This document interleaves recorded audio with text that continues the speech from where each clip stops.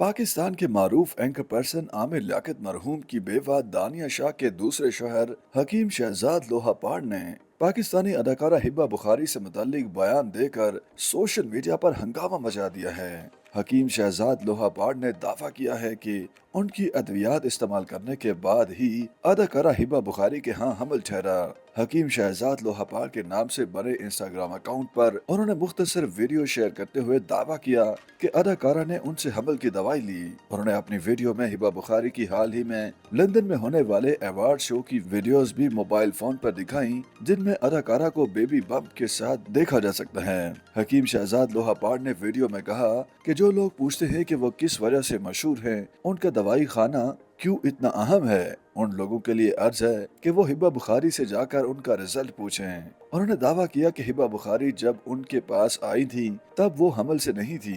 फिर अदाकारा ने सिर्फ 1 माह तक उनकी अद्वियात इस्तेमाल की और उनके यहाँ हमल ठहरा। हकीम शहजाद ने अपनी वीडियो में मजीद कहा कि जिन खवातीन के यहाँ हमल नहीं ठहर रहा वो उनसे राब्ता करें। उनकी अद्वियात इस्तेमाल करने से उनके यहाँ जल्द हमल ठहर जाएगा।